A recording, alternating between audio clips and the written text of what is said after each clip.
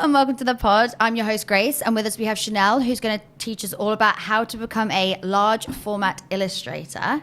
But you're also a global director, you're also a trained architect, so please just tell me what it is to be you in those roles. Oh my gosh, well, thank you so much for having me on the show.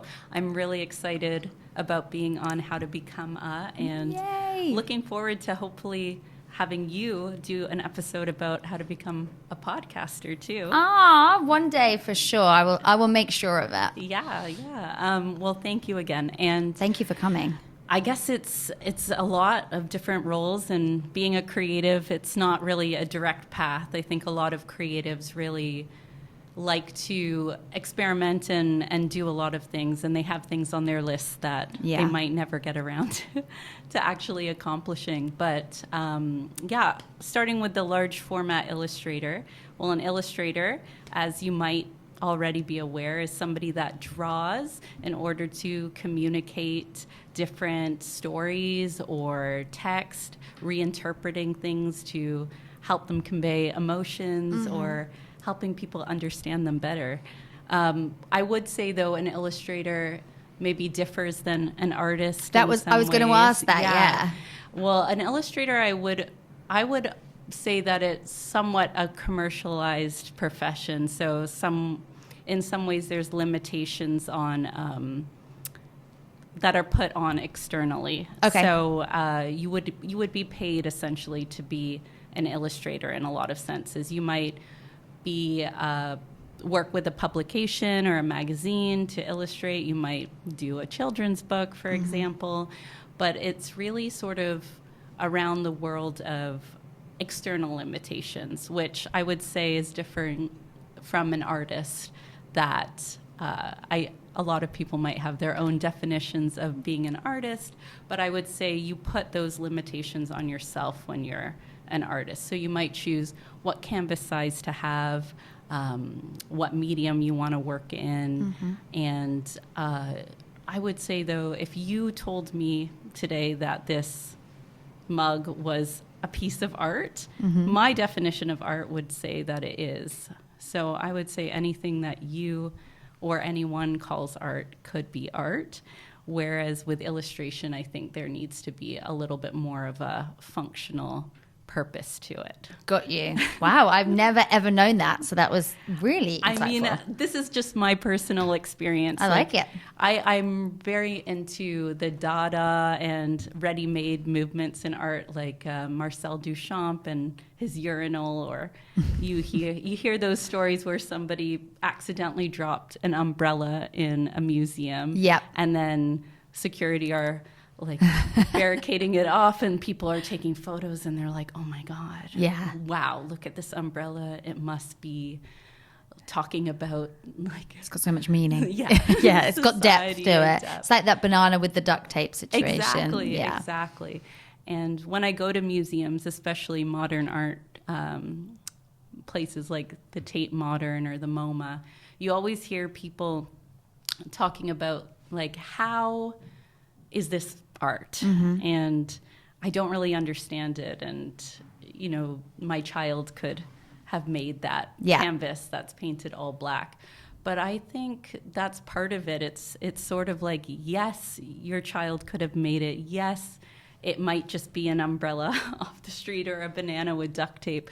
But how did that artist get it in the museum? How did somebody, they said it was art themselves, and they somehow convinced somebody else that this was art. Yeah. And got it sort of put up and seen by the world. So is that like unbelievable self-belief? Like, this is art and you will think it too. Exactly. I like it. Maybe art is more just like the successful artist is somebody that can get their work seen or shown. It's not necessarily about how you're putting it together, but, you know, like, definitely getting it up in an art gallery. I love it. So back to illustration. Yes. So drawing things in order to communicate a story or make something more simple. You could think of an IKEA catalog with the diagrams. And large format is what it sounds like. It's taking these things that are maybe small scale, detailed illustrations and blowing them up to large scale graphics that are potentially, in my experience, like 50 to 70 feet, which would be maybe like 15 to 20 meters long. That's big. Yeah, it's big. How do you even do that? Like, it's a good question. I think there's sometimes that I will hand paint these murals or draw these murals directly onto the surfaces, and that would be sort of more of like a mural like piece. Yeah. But actually through my experience and my background in architecture and design, I've actually learned the software and the digital skills to create my artwork, sometimes by hand. Sometimes I'll hand draw it on the wall, on a huge table. It will be at a reduced scale, but still quite large, I would say. Sometimes I will use an iPad, and I've created a pen tool digitally that matches my exact pressure and sort of the hand feel of my line work. And basically, if it's hand drawn or done in the physical world, I will large format scan it into the system if I have a plotter, like a architectural plotter, or I'll just take a couple pictures of it, bring it into Photoshop or another digital program and edit it. I try to keep it a rasterized image as opposed to a vector image. So rasterized. yeah, I was going to say, I don't know what this means. No. Sorry. No, this is the perfect way of explaining it, but rasterized images are pixels. They're created with pixels or dots.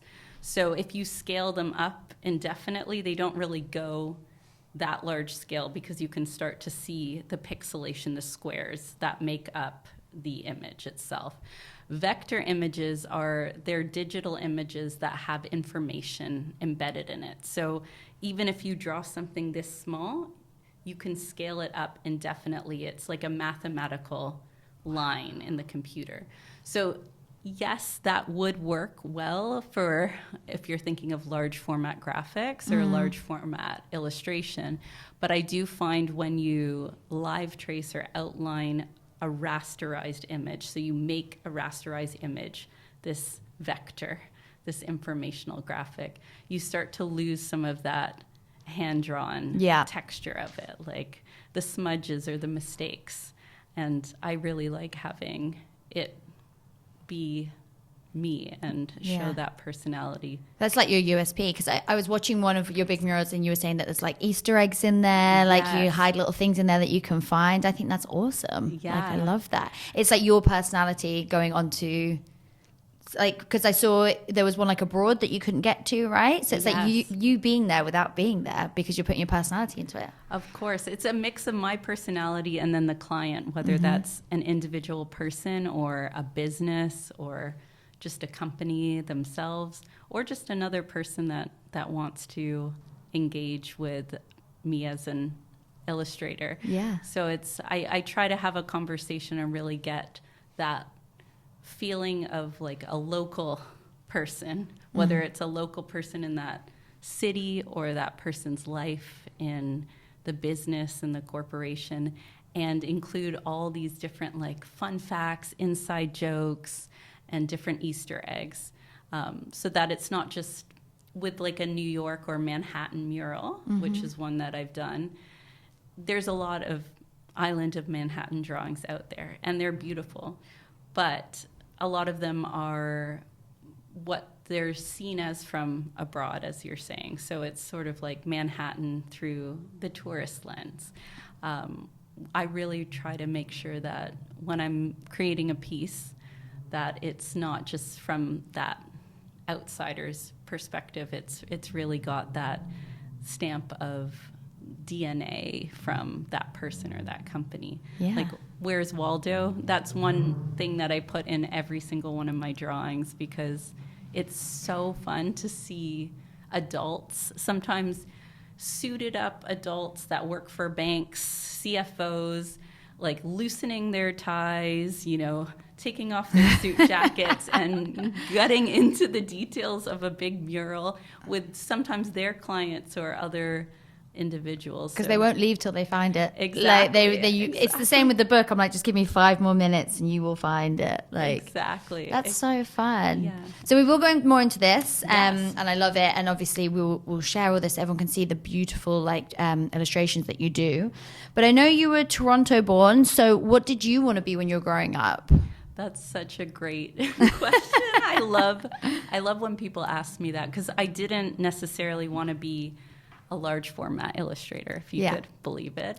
I will also say that in our generation, and I'm in my mid-30s right now, I don't think there was as many names for different jobs, or we didn't have access to all these different niche professions that we now have. I think our generation of children or offspring will have a little bit more varied approach. And everyone that you're speaking to on your podcast, a lot of them do have these niche titles and industries which weren't really available. Like my parents, they were in a generation where they became lawyers, doctors, architects, these kind of more like safer jobs and looking for job security. Like I read this in an article the other day. It's like job security is not the same anymore. Like they would invest years and years into a company to be like, never get rid of me, and it's not like that anymore. People I think it's doubled the amount of jobs like graduates have in the first 5 years of their working life, which is wild. It's crazy. And I will also say that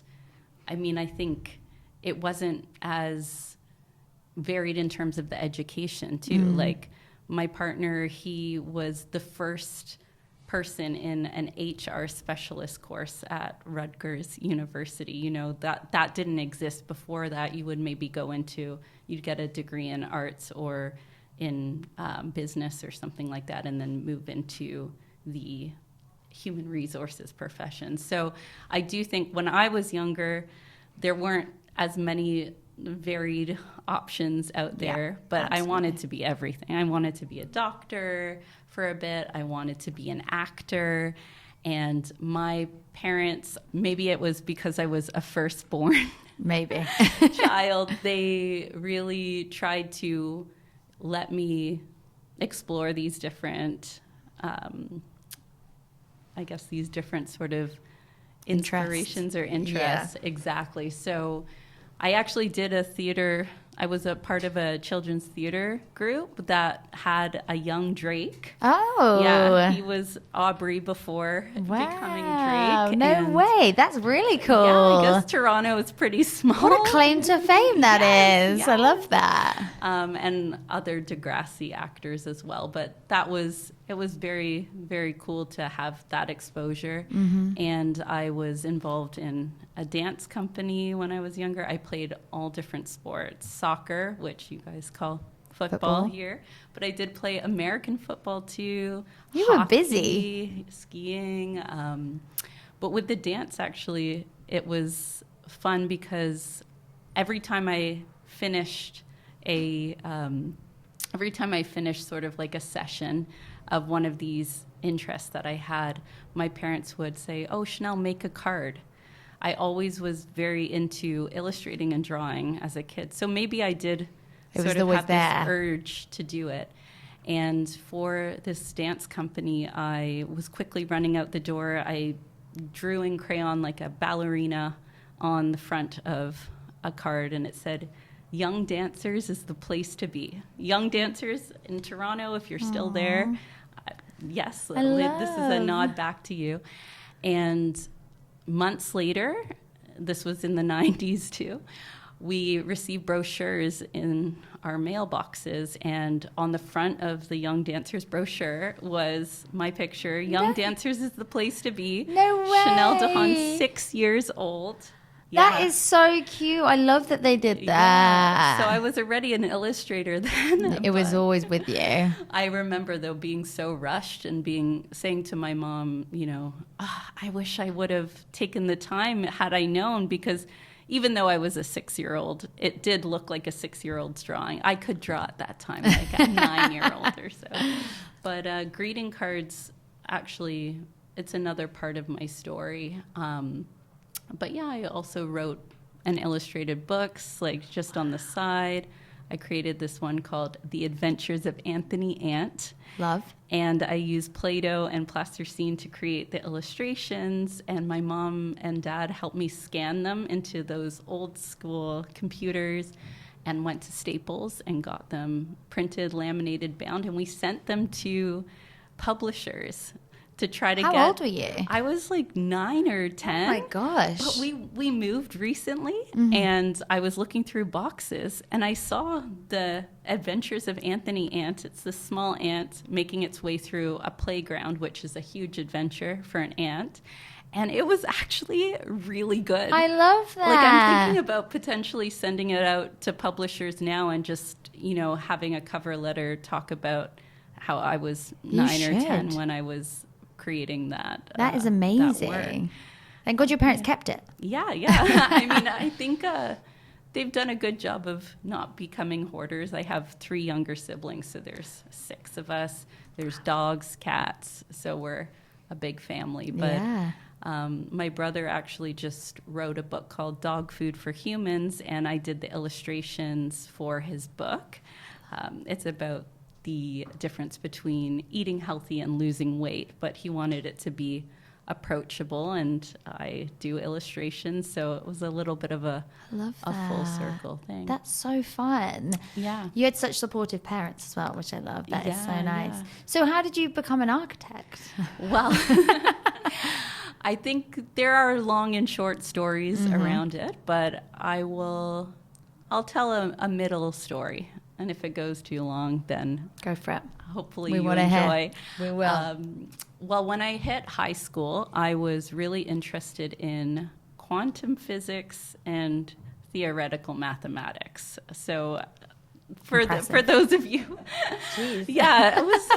So I really just wanted to learn about the world and discover things, like what was the extents of the universe, and what does it mean to be alive, and where do you go when you're dreaming, and all these kinds of big questions. I was a puzzle solver, loved playing games, like board games, not manipulative. Yeah. I would never have thought that of you, so don't worry. And yeah, I wanted to be sort of like a Galileo or Sir Isaac Newton or Stephen Hawking. Like, I wanted to be studied for generations and generations for discovering something about life that would really impact the world. And the thing I really loved about Stephen Hawking is that I'm sure there are other theoretical physicists or quantum mechanics or physicists out there that have discovered more accurate information about the universe. But there's only a few individuals that are able to really understand that. Yeah. And Stephen Hawking was really good about educating and making it accessible and approachable. In his book, A Brief History of Time, it's just a comedic book, and he makes fun of himself because his computerized accent is actually an American accent, but he's British. And he talked about how engineers were trying to show him other British voices, but he liked the American one. And I love that. so everything he kind of did was more accessible in terms of the world and the general public understanding that. So I really liked that. But the field of quantum mechanics and physics is very introverted. Only a select few people kind of make it to that point, and a lot of it is done alone. It's not as collaborative as maybe other industries. So I wanted to make an impact, but I thought that was maybe too much of a field of a day-to-day life that I wouldn't quite enjoy. So I took a tech design course in high school, and my teacher at the time, Mr. Tadris, he saw something in me, and it was a very male-dominated course, and I was very competitive, and I wanted to, get my hands dirty and build and use the shop and use the different software on the computer, which I discussed earlier. And he invited my parents in for a conversation. I thought I was in trouble. Yeah, the panic. I definitely have a way of sometimes saying things I shouldn't maybe say in class or maybe in, professional I have something similar. I've been told too. So they came in and he said, I think Chanel should have a look at the University of Waterloo's School of Architecture program in Canada, in Ontario. He was an alumni from that program, and they have cooperative education, or co-op, where you get to work in different architecture offices around the world as credits. So it's like 5 years, but in that 5 years, it's 4 years of education, like schooling, and it's another year and a half, I believe, or maybe a little bit more of co-op experience that are done in semester increments. So the idea of traveling and seeing the world was incredible. Also, the University of Waterloo has a very well-known engineering program and optometry. Like BIM, the BlackBerry company, came out of Waterloo. Oh, wow. Yeah. So it's an impressive university then. It's impressive, and it's actually funny if you meet anyone from Waterloo and in Canada. It's a pretty small school in the grand scheme of things, but if they were in engineering or if they were in optometry and they met their partner at the university, the likelihood that they would be married to either an optometrist or engineer is very high. That's so funny. It happens so often. How funny is that? Yeah. Wow. Well, that's it's like a great story of someone like supporting you, like your teacher, and I love those stories. So if you train to be an architect, and obviously that's incredibly hard in itself, what are your first steps into becoming the illustrator that you are today? I think it was all sort of intermingled. Okay. So there were a couple different avenues that I took to get to this large format illustration. But one was going to architecture school, getting to travel, go to different places, learn different languages, not fluently, but have conversations with different people. What can you speak? Je parle un petit peu de français. Wow. Il mio italiano non è male, ma il mio accento è terribile. Jeez, you just get more and more impressive the more and more we speak. No. But yeah, that was really exciting. And then after school, I got a job in Toronto, and then I moved out to New York and eventually started working at HLW, which is an incredible company. I've been there for 8 years now, and they do interior design and architecture globally. They're actually one of the longest running continuous architectural companies in the US. That's impressive. Starting in 1885, which is... Jeez. Yeah. God, imagine all the things that they've been a part of. I know. It's like overwhelming to think of, but really cool. I know. Like, There's some employees there that have been there for many years, and I love just chatting with them and hearing all the stories. And this is where you're a director, right? Yes. So I came in as a creative director in the strategy team. So I worked as an architect before that, and architectural strategy is sort of like looking at real estate and really understanding how to best use it for different clients. And mainly our strategists, I hope I didn't botch that, the HLW team, but mainly our clients are in the corporate interiors, workplace sort of genre, but we do universities, we do hospitality, we do residential buildings, and basically I came in that world and I started doing a lot of brand strategy as a part of the architectural strategy. So when a client would come to us, they would need maybe there's the signage, the wayfinding elements that are more code compliant and about, being accessible to the general public, being universal, which I love doing as well. But then it's also the brand aspect, which is the spatial brand aspect. So they would have logos. There are companies that, you recognize their logo instantly, like a financial institution or one of the the top, the big five, as they would say, the tech clients. So it wasn't about redesigning their logo or their digital brand or their brand itself. It was about how do you translate that into physical space so that if you walk into the space and you don't see the logo on the wall or maybe that main message, like a Nike, for instance, you don't see Nike, you don't see the swoosh, you don't see Just Do It. You feel automatically like you're in a Nike space. Like if I were to ask, I'm designing a Nike space, would it be bright and white or would it be dim and warm for Nike? Oh gosh, I'm going to get this wrong. No, I thought it was an easy question. Sorry. No, I don't mean to put you on the spot. I would have said bright and white. Yes, okay, yes. I mean, think about when you're walking into a that's Nike what I was store. thinking. Like, I don't want to feel cozy. I want to feel active. Exactly. Or if there were models in photographs that were athletes, or would you have models in photographs that were like laying on a lawn? Athletes. Yeah. Or the music choice even for the space. Like, would you choose a Beethoven or would you choose like a hip hop modern day? Hip hop modern day. Exactly. I'm on a roll. That's your I didn't mean to catch you off guard with the questions. But yeah, so brand experience is really about, like, Nike has a really good brand experience because you're able to correctly answer these questions for a space. Like, what is a space supposed to feel like when it is that brand?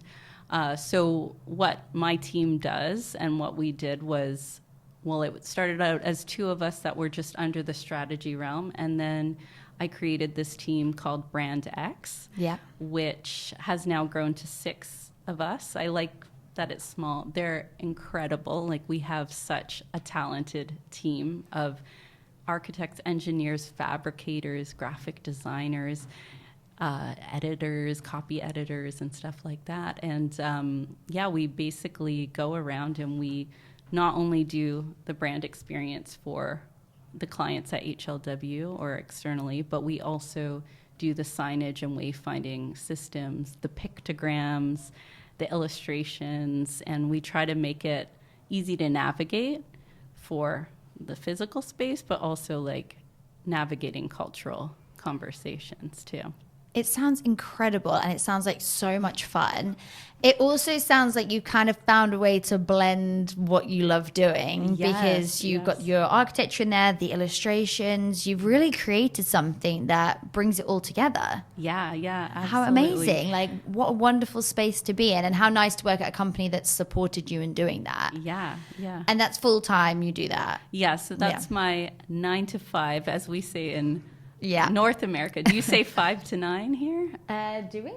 9 to 5? No. 9 to 5? You say 9 to 5. Okay. 9 to 5, but probably in North America it's more like 9 to 6. Yeah. No, 9 to 5 here. Yeah.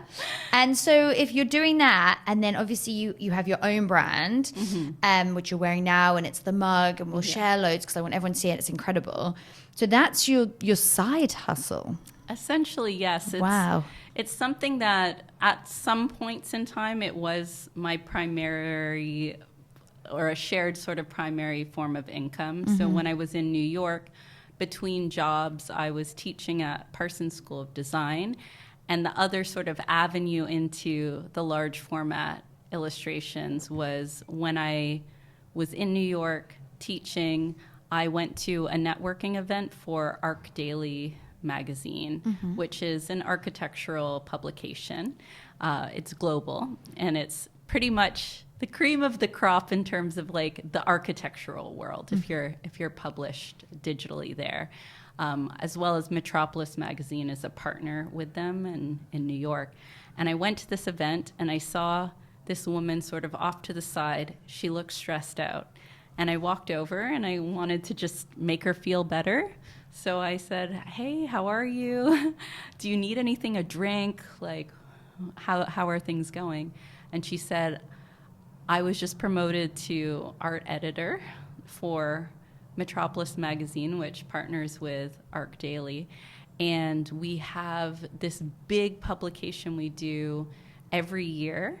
We ask architects their favorite buildings in Manhattan, and we need an island of Manhattan map drawn for it, but it's in 3 weeks, and we need to actually make the print publication as well as the digital publication. So I'm asking illustrators, and they can't really get me a full island map in sort of under 2 weeks almost. Yeah. Oh my gosh. And I was like, I can do it. Oh my gosh. Right place, right time. Yes, Wow. yes. And she was like, oh my gosh, what? I was like, yeah, I can do it. I don't have a formal business card for this yet, but my illustrations are black and white, bold. I'm in the architecture world. I can do it for you, and I can send over some samples, and just give me your email. So I went home and I was shitting my pants. Can I say shitting? Yeah, you're fine. You can bleep out the word. Don't worry. I was like, oh my goodness. I had a job teaching, which was 3 days a week, and a lot of prep for lectures and whatnot. I had to do this sort of in my evenings and weekends. I had 2 weeks to put it together. So I just put up a piece of paper, the biggest one I could find in my apartment, on the wall in Brooklyn. And I started looking at some aerial photographs of Manhattan and just created the line work drawings of it. Some of it was not in perspective, like some of it was, and some of it really looks out of whack. And I could tell what I was doing at 3 a.m. But I like to have that hand-drawn like personality. So if I make a mistake, I leave it. And that kind of became a part of the mural itself, or it wasn't a mural yet, but this illustration itself. Was that your first large format kind of That was thing? my first sort of very well-paid large format illustration. And I had friends come over like 4 a.m. with food, and I'd have them draw like a couple little buildings in the blocks, so they have their touch in there as well. I love that. You had Godzilla's in there, you know. I was just trying to be humorous with it and tell the story and have that little fingerprint on the map. And in 2.5 weeks, it was complete. I used the scanner at my office it was a makeshift, all these pieces of paper, because it ended up being super big. Like it was probably maybe 3 meters in my apartment on the wall, like taped together different pieces of paper, because they didn't have of course. the supplies really. Yeah. And I basically taped it as flat as I could, put it in the large format scanner at my office. They were super nice to let me do that. And then digitized it, cleaned it up as much as possible, and sent it over to them. And a couple years later at HLW, this is where the avenues, the 2 roads meet at an intersection. They saw this work because it was big in ArchDaily and around the city, and they asked me if they could use it for a large-scale white wall in the office, which was 52 feet. And I said, absolutely. And that's sort of how I've seen different, CFOs and these people that are so tightened up come in and loosen up and be playful with how fun, especially if you're in like a stressful day in the office or something. You're like, let's go to the wall, let's see what we can see. Like, what a lovely way to unwind in an office that they would never ask for, or not necessarily brief you, or it's like so much fun. I think like from that story, is that kind of, would your advice be just say yes? Because you were not remotely prepared for that. Yes. I would say a lot of successful people, probably a lot of people you have on this this show, this podcast, would say the same thing. It's sort of say yes to as much as you can, and you'll kind of figure it out along the way. Like Wayne Gretzky, a Canadian like myself, said, you miss 100% of the shots you don't take. Yep. So you got to take the shots. And honestly, it does work out most of the time. And I think creatives are the most critical of themselves. Like, there's very few that go out there and are like, I'm amazing. I'm the best artist in the world. I'm the best illustrator. But other people that don't have that skill set, like somebody asked, if I talked about a building, could you just draw it? And I'm like, yeah. And it's something that kind of comes naturally to me. Yeah, I love that. I think It's just so nice to hear those stories. They're literally my favorite kind because it can happen at any point, and that's why you go. And that's also why you approach people and you be kind, and you don't know what's going to come from it. Yeah. With this, like, I can imagine working for yourself. How do you even begin how to know to start charging and what it's going to cost you? Is that just something you learn as you go? I think it's hard. It's always hard to be a self promoter, but I would say I have many, many stories of just putting my work out there or not realizing I'm putting it out there and then people wanting to purchase it and buy it. But you have to put a cost on it. Like, I'm not afraid to make money with my art, and I think that's important because there is this feeling with illustration, art, music, design, podcasting, even that you're afraid that if you put a value on it that nobody will want it, or you're embarrassed. You're saying, oh, did I ask too much to do it this way? So I think part of it was natural because of working with ArchDaily and Metropolis magazine. There were other magazines in Toronto too that I worked for. They already had sort of like a costing chart for different types of illustrations. So I had a baseline at that point. And then working for a company like HLW and becoming that global director, doing business development, building out proposals, I can see how to charge for time and how much it costs to fabricate or install.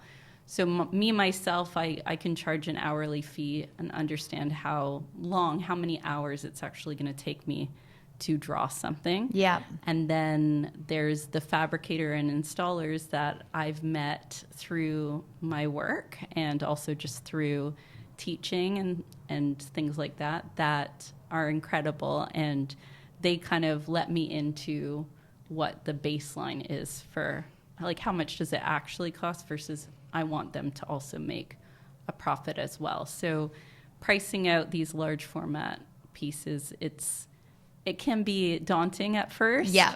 Putting yourself out there. Yeah. Yeah. And friends and family are like the best clients to have too. Yeah. And you feel a little bit like you don't want to overcharge them, but at the same time they want to support you. And of course. Yeah. I have a story about New York. It's just like one of those ways of promoting myself too without knowing I was doing it. But my now husband was moving in with his roommate, and they were, I wouldn't call them rival, but they are football fans, like American football fans, and they're diehard fans for their team. So Kyle is big into the Philadelphia Eagles, and Kartik is big into the New York Giants. So for their new place, instead of having the posters like kind of meeting at a point in the communal areas, I created a canvas, and in black acrylic marker, I painted the Philadelphia Eagles helmet and the New York Giants helmet. I put it in a plastic garbage bag that was see-through. I'm not promoting plastic, but it was a see-through bag because it was raining that day in New York. And I hopped on the L train from Brooklyn. I ride the L train all the way to the ACE, which is on 8th Avenue in Manhattan, the blue line. I transfer onto that line. I promise this has a point. I ride it all the way up to Penn Station, and then I get off the station. I'm walking, and I'm crossing the street to my office building. And this woman taps me on the shoulder, and she's sweating. It's not a hot day, but she's sweating, and she's so nervous. And she goes, I'm sorry. I feel like this is maybe, tell me if I'm stalking you or whatnot, but I got on the train, on the L train, and I was looking at your piece, and me and my boyfriend are moving in together, and we are fans of two opposing teams, and I just don't want his crap bleep all over like our new place. I want it to feel adult and elegant, and I would love to know where you got that piece. And she's like, I followed you onto the 8th Avenue train because my work is actually across the street, and then I was gonna get the nerve up to ask you, but I was still kind of like, I don't do this.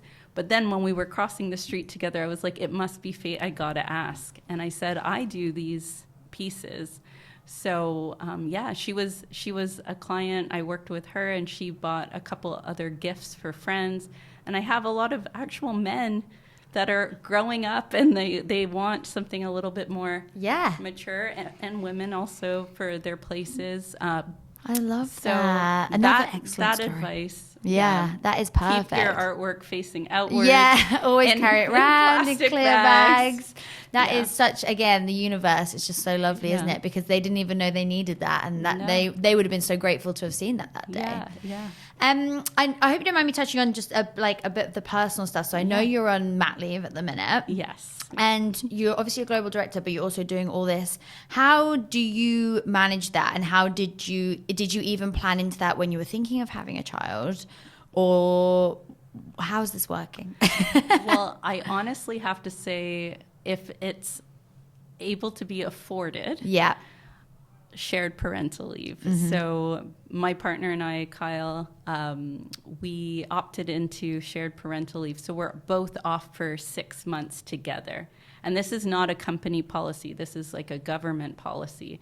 It's just that I think a lot of men also, the culture of it is not like, they feel a bit, not guilty, but just intimidated by asking their work for that time off. But it is a government provided leave, so it is something that they have to legally provide. And I'm hoping that Kyle and I will inspire other couples to do it, because that's really the secret, is that we're both off together. Mm-hmm. We don't have, he's from New Jersey, I'm from Toronto. We don't have that much family support here. So we wake up every morning, it's both of us together, taking care of Camden, our 5-month-old.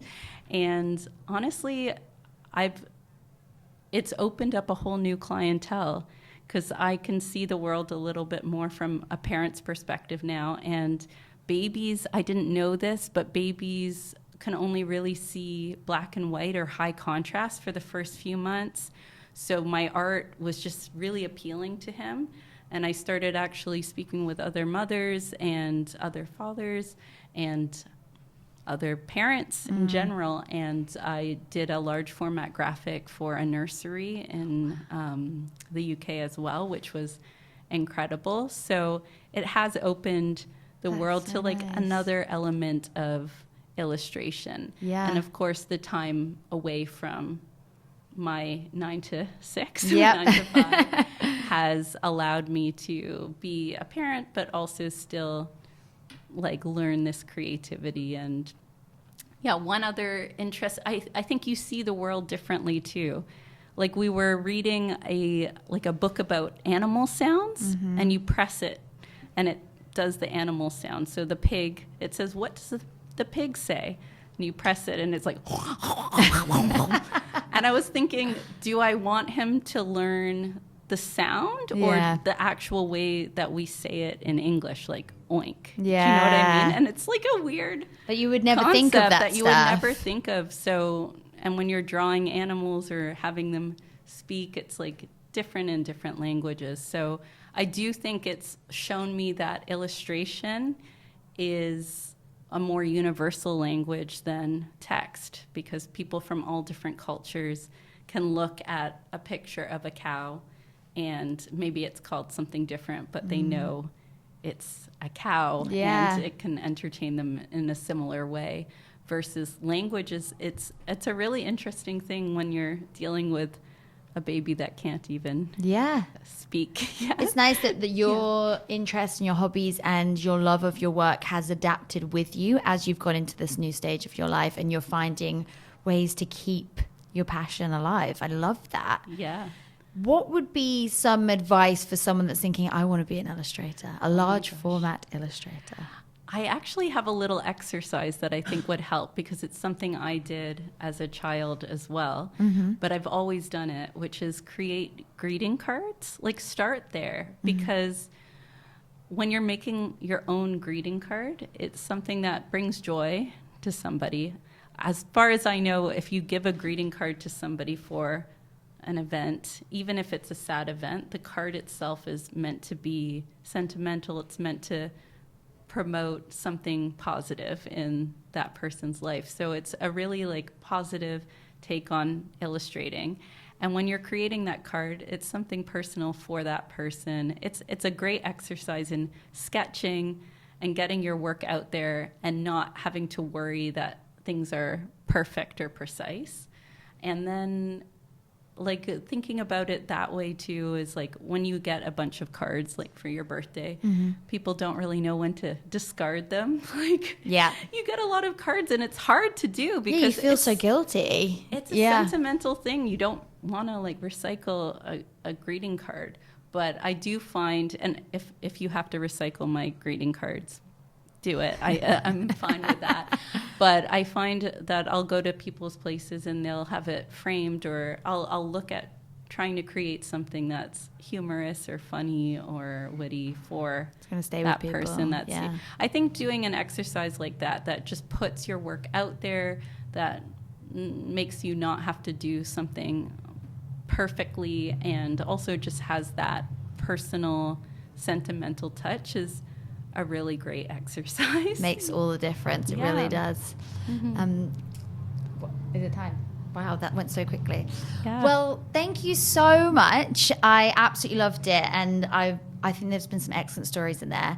And I appreciate you coming on this pod because I read on your thing that, you know, like collaboration and community. You have to tell me the sandwich thing because I'm going to say it wrong. What was it? It's like meeting people is my peanut butter, and collaborating is my jelly or jam. Yeah, jam, that's it. Like literally, I'll post it on so everyone can see. But thank you so much. I absolutely loved that, and I can't wait to see how it all goes, and I can't wait to see Camden. Yeah, cheers. Cheers, thank you. Product placement. Yeah. Thank you so much for watching. Please make sure that you like and subscribe so we can continue to make these and keep teaching people how to become A. Thank you.